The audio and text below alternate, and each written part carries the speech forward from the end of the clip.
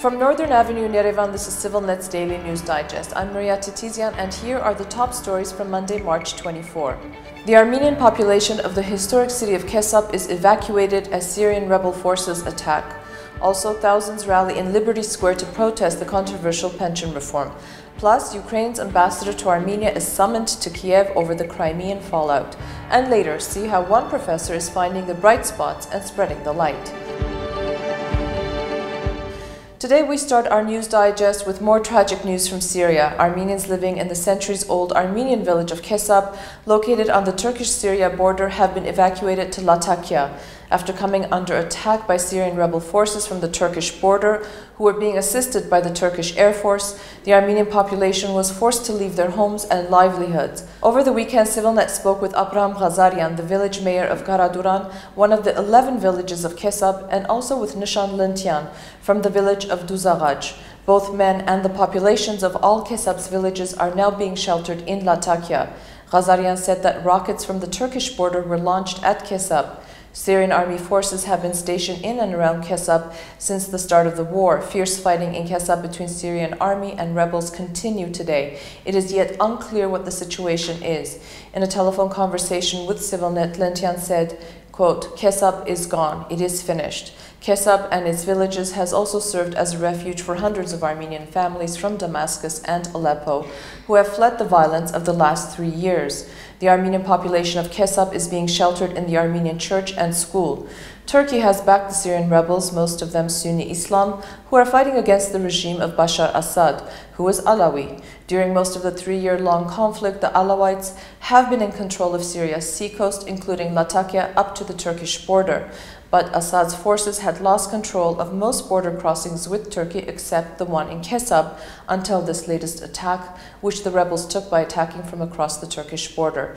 CivilNet also spoke with Serge Parajanov, the director of the Howard Karagosian Foundation of Lebanon, who said that there are approximately 600 families in Latakia, most of whom are in need of desperate assistance. Catholicos Aram, the first of the Great House of Cilicia, has sent a delegation of priests to Latakia to do a needs assessment of the situation.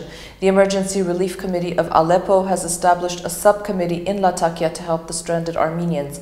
The Syrian Red Crescent is also providing assistance, and the UNHCR in Latakia has been informed of the situation. Ohanian says that some of the Armenian families who fled in the early morning hours of the attack were completely caught off guard and unprepared. Some were not even able to take their passports and other identification papers in the mailie. So far, the Diaspora Ministry, the Ministry of Foreign Affairs, and the National Security Council of Armenia have not commented on the situation of the Armenians in Latakia. We are closely following the events as they unfold and will be periodically updating the information as it becomes known to us on our website and on our Facebook page. Over the weekend, several thousand people rallied in Liberty Square and then marched through the streets of Yerevan to protest the controversial pension plan reform that went into effect on January 1. Several provisions of the pension law were suspended by the Constitutional Court after the 4 opposition parties filed a joint lawsuit. The court's verdict is expected on March 28. The rally, organized by the civil initiative Dem.am, or I Am Against It, and the 4 opposition parties in parliament, say that the mandatory component of the pension reform violates the country's constitution. Several speeches were made by the representatives of Dem.am, as well as members of the 4 non-governing political parties: Hrant Bagratian of the Armenian National Congress, Artsevik Minasyan of the ARF Tashnaktsutyun, Rafi Hovanesyan of the Heritage Party, and Vahan Babayan of Prosperous Armenia, including Nigol Pashinyan and Gharapagh war veteran Jirar Sefilian, were among those who rallied the crowd during the demonstration by harshly criticizing the government's failed policies. Prime Minister Tikran Sarkisyan had appealed to the activists of Dem.am to begin a dialogue, an appeal which was rebuffed by the activists, who said they would only embark on a discourse when the mandatory component of the law was abolished. Kevork Gorgisian, one of the leaders of the civil initiative, said that they are ready to enact several measures and tactics, including civil disobedience. He said, "It is quite possible that as forms of civil disobedience, we will use refusal to cooperate with the authorities. We can also pay utility bills with delays or refuse to pay them at all. There are other options. One day all of us can cash our money kept in all the banks. We have plenty of such options in our arsenal." The government of Ukraine has recalled its ambassador to Armenia, Ivan Gukhta, to Kiev for consultations over Armenia's position on the Crimean referendum. Last week, President Serge Sarkisyan, in a telephone conversation with Russian President Vladimir Putin, said that the Crimean vote was another example of the realization of people's right to self-determination and an expression of free will.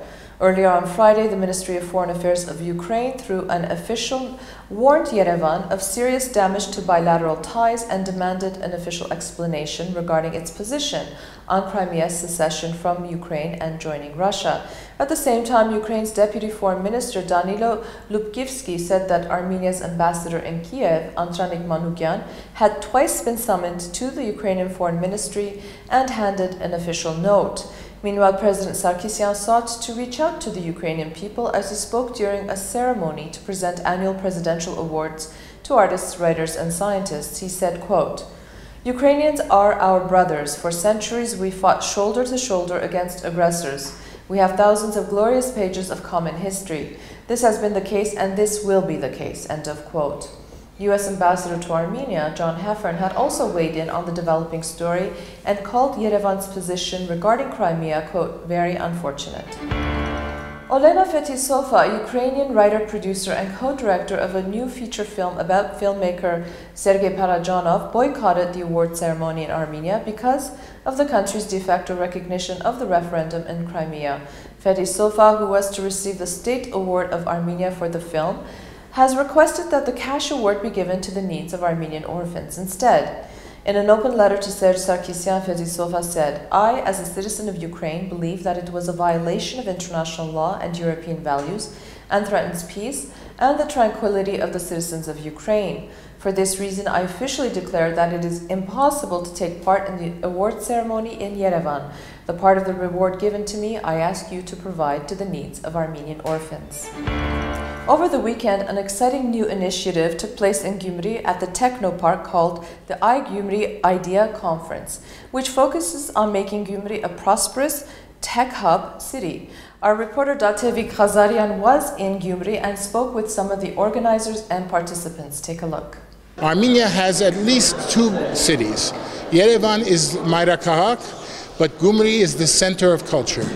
And just because we have an earthquake, that's no excuse not to have a second city in which we can develop a high-tech center. So there are many reasons why we cannot, but there is only one reason why we can. And that's because we must. We're going to do it. What they talked a lot about in the earlier sessions were how Gyumri, as the sort of art capital, culture capital of Armenia and the CIS, as a culture capital with all these artists, to combine the culture and the artwork with the IT creates some fantastic opportunities for design. And so that's the idea here, is to build on Gyumri's success as an art center and incorporate into that success a new sector, the IT sector. Here in Gyumri, it's all about the people. And that's it. I'm in a people business. I don't have a traditional factory to make clothes. I have a people factory. And Gyumri is my factory, and the people are there, and that's it. We have to train them, and we teach them new things, and so that's our focus. And we think Gyumri is a perfect place because people want to stay here. And like as I said in my talk, the old factories are never coming back here.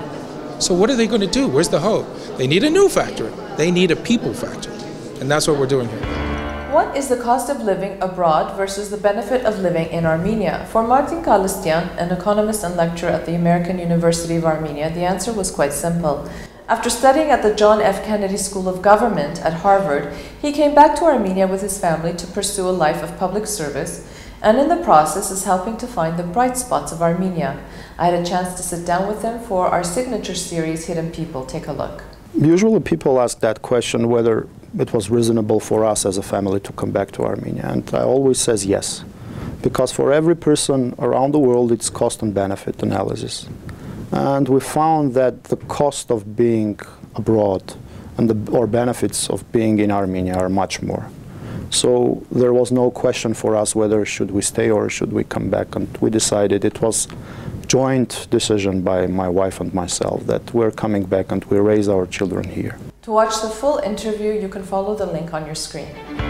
One can wear a traditional Armenian costume with all its elements, ornaments, and headscarves at the Marashlian photo studio in Yerevan, where photo shoots are organized with costumes from the various regions of historical Armenia. ՍիվիլНեթ's crew went to the photo studio and filed this report. Հայաստանի հանդեպ կարոտն ու երեխաներին հենց Հայաստանում մեծացնելու ցանկությունը Էմա եւ Վարդան Մարաշլյաններին բերեցին հայրենիք։ Այստեղ Էման որոշեց զբաղվել իր երկրորդ մասնագիտությամբ՝ լուսանկարով, այդ ամենի մեջ ընդգծելով հայկականը։ Ամուսնու հետ երկար քննարկումից հետո որոշեցին բացել հայկական տարազներով լուսանկարվելու ստուդիա։ Մենք ոնց որ կորցրել ենք այն ավանդական ընտանիքով նկարահանում։ Ուղղակի ունենաս նկար տան մեջ ավանդական տատիկով, պապիկով, հայրս, մայրս, քույրս, եղբայրս, չէ՞, ամեն մեկս առանցին ենք հիմա իրարս, մոբիլին կոսենց։